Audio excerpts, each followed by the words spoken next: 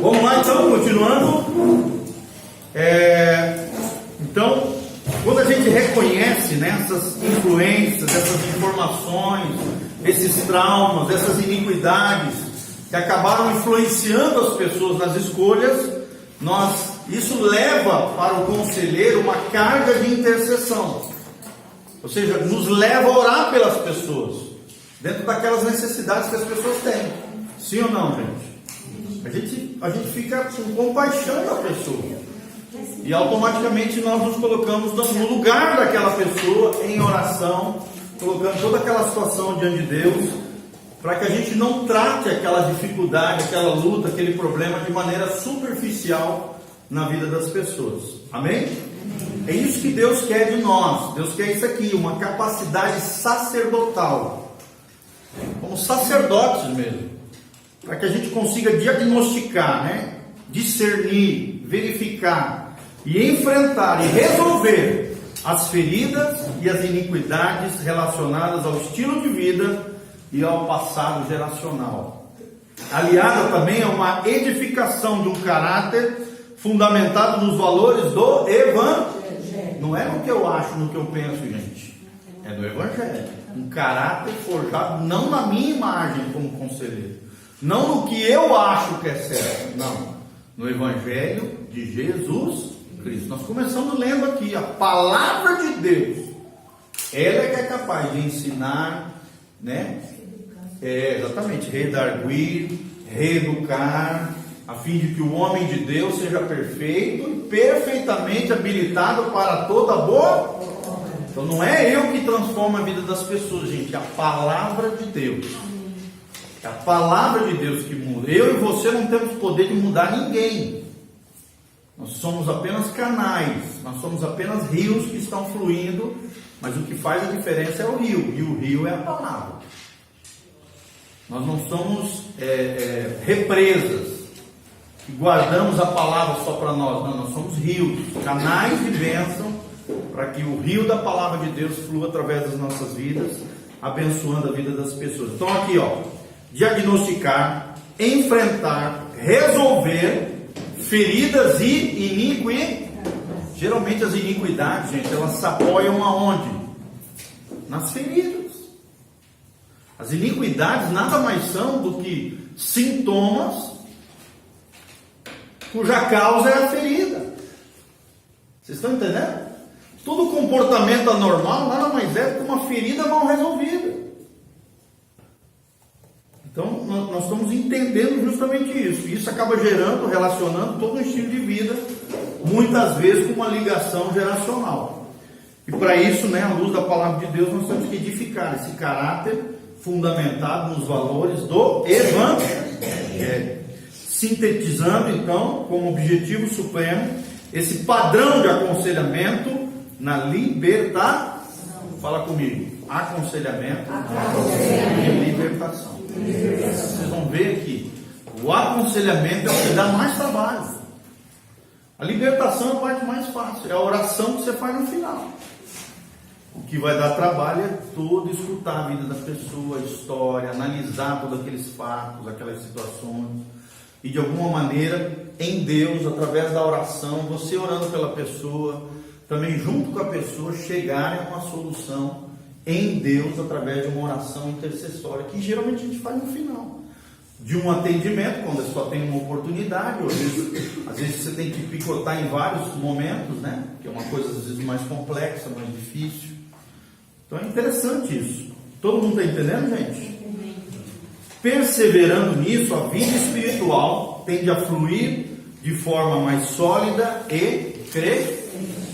Então, se a gente consegue tratar as feridas, tratar as iniquidades relacionadas a um estilo de vida, consegue edificar um caráter, né, baseado nos valores do Evangelho, aconselhando, libertando a pessoa, a vida espiritual da pessoa vai fluir, vai começar a dar fruto, vai começar a ganhar pessoas para Jesus, vai começar a sarar pessoas porque ela é sarada. Vocês estão entendendo, gente? Um sarado consegue sarar outras pessoas. Um ferido, o que acontece? Ele acaba ferindo outras pessoas.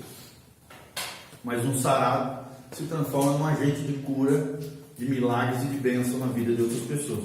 E aí a vida espiritual vai se solidificando e crescendo. Quem quer crescer e consolidar essa vida espiritual? Amém, amados? Amém. Glória a Deus. Então nós vamos entrar agora nessa temática, conciliando responsabilidade e herança. Fala assim comigo: responsabilidade e herança. Faz assim com a mãozinha: responsabilidade e herança. Então são dois fatores que constantemente a gente vai estar abordando. Uma coisa é a responsabilidade. Esse aqui é o fator predominante na libertação e no aconselhamento. Outra coisa é a herança, que também tem certa importância, mas não é o mais importante, gente. O mais importante é o quê? Responsabilidade. E geralmente as pessoas não querem se responsabilizar, elas querem transferir as suas culpas, os seus problemas, as suas mazelas. Esse final de semana mesmo, o cara escreveu para mim e falou: pastor, o meu casamento está acabando, eu preciso que o senhor me ajude a salvar meu casamento. Eu já escrevi para ele: irmão, não sou eu que vou salvar o seu casamento, é Jesus, é vocês dois em Cristo. Eu não salvo o casamento de ninguém. Já escrevi para o cara. O cara coloca uma expectativa em você. Eu não sou salvador de casamento de ninguém. A chave do meu casamento está bem, obrigado. Vocês estão entendendo, gente? Quem salva casamento é eles em Deus. Eu sou apenas um canal de bênção. Porque senão você frustra a expectativa das pessoas, achando que a solução está em você. Não está em você, gente. Está nelas em Deus. É uma das coisas que eu falo constantemente no meu gabinete, gente. A chave da resolução do teu problema está em você, não está em mim. Está em você. Você em Deus. Eu só vou ser um facilitador dessa conexão entre você e Deus, se você assim permitir. Amém? Amém. Vocês estão entendendo, gente? Sim. É chamar a responsabilidade.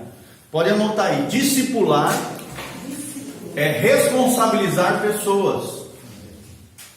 Então, se eu realmente quero aconselhar pessoas, ajudar na libertação, na conquista de alma de pessoas, se eu quero realmente ser um discipulador, discipular é responsabilizar pessoas. É chamar pessoas à responsabilidade. Amém? É o que Deus faz o tempo todo na Bíblia, gente. O tempo todo na Bíblia Ele nos chama à responsabilidade. Eis que põe os céus e a terra diante de vós, a vida e a morte, a bênção e a maldição. Ele ainda dá a dica: escolhei, pois, a vida, para que vivas tu e toda a tua casa. Vocês estão entendendo? Deus nos coloca o tempo todo, nos chama a responsabilidade diante de uma decisão. É isso que nós estamos falando, tá? A primeira coisa que nós precisamos compreender em relação a esse tipo de aconselhamento que nós estamos ensinando e libertação é que não podemos separar aconselhamento da libertação. É isso que eu estou falando para vocês. Vocês vão mais aconselhar do que libertar. E vocês vão ver que na maior parte do aconselhamento a libertação já vai acontecer de maneira fluida e natural. Porque através da verdade de Deus, da palavra, você vai quebrando os enganos e mentiras de Satanás na vida das pessoas, e fazendo elas enxergar coisas que até então elas não enxergavam, ou não se posicionavam em Deus. Exatamente. Esse é o fator predominante. É ensiná-las a se posicionar, porque às vezes você pega um crente velho, ele conhece a Bíblia, né, de ponta a ponta. Só que não adianta só conhecer a Bíblia, tem que se posicionar de acordo com a palavra de Deus. Vocês estão entendendo, gente? E isso é que é o desafio. Por isso a questão da responsabilidade. Aqui se quebra aquele paradigma da libertação que se resume apenas em uma oração de poder, né? Ou apenas uma expulsão ou quebra de opressões malignas. Claro que se o demoniado aparecer na minha frente, eu vou expulsar. Sim ou não? Não vou fugir. Mas não é só isso, gente. Veja bem, com isso eu não estou desmerecendo o poder de uma oração de fé inspirada por Deus. Mas em termos práticos, gente, na maioria das vezes, isso atinge superficialmente o nosso verdadeiro objetivo. Qual é o nosso verdadeiro objetivo, gente? Tirar o lixo para que as moscas desapareçam. Fala comigo, tirar o lixo para que as moscas desapareçam. Quer dizer, você expulsou o demônio, a mosca saiu. Só que se você não tirar o lixo moral, o lixo ali, a sujeira, a iniquidade que está dando base de sustentação para aquelas moscas, para aqueles ratos, que são símbolos de demônios, o que vai acontecer? Eles vão voltar. É isso que nós estamos falando. Tá? Então, através do aconselhamento, você vai tirando o lixo, e aí as moscas e os ratos vão desaparecer naturalmente. Vão desaparecer, não tem como. Tá bom? Eles só se criam em ambientes sujos, porcos, horríveis. Ok?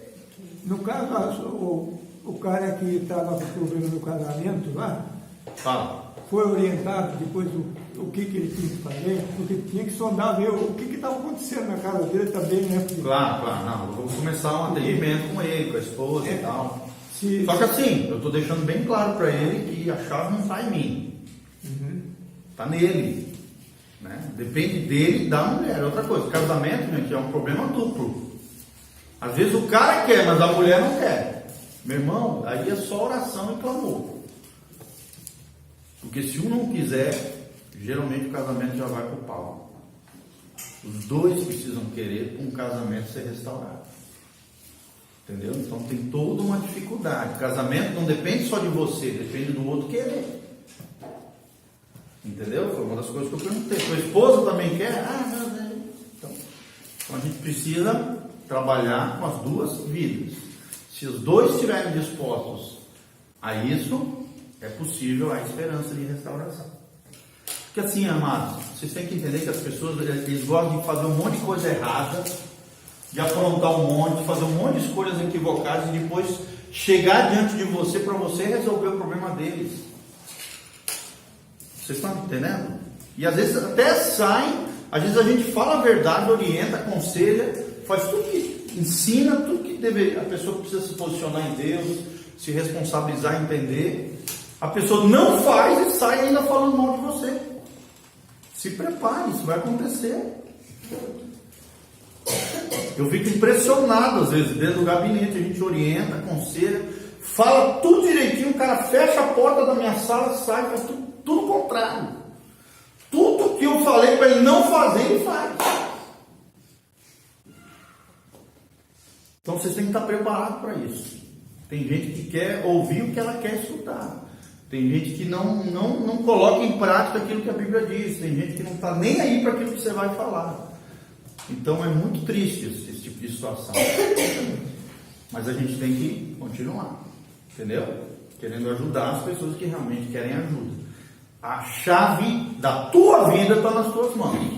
Mas da vida dos outros está na mão daquela pessoa ali. Não está na tua. Claro que o teu conselho, a tua influência tem certa responsabilidade, né? Vocês estão entendendo, amados? E a oração? Tem a responsabilidade, a oração tem um fator muito importante, maravilhoso, a intercessão e tal. Desde que eu falei com o cara, já comecei a orar por ele, é óbvio. Preparando o terreno no mundo espiritual. Mas a chave não está em mim. A chave está no aconselhado. A pessoa. Claro. Ok? E a gente não... A oração faz a mudança. Exatamente. Não. Faz se eles permitirem, gente. Porque até a oração ela tem esse limite. Do livre-arbítrio da pessoa lá. Entendeu? A gente precisa entender isso. Tem o fator livre-arbítrio também.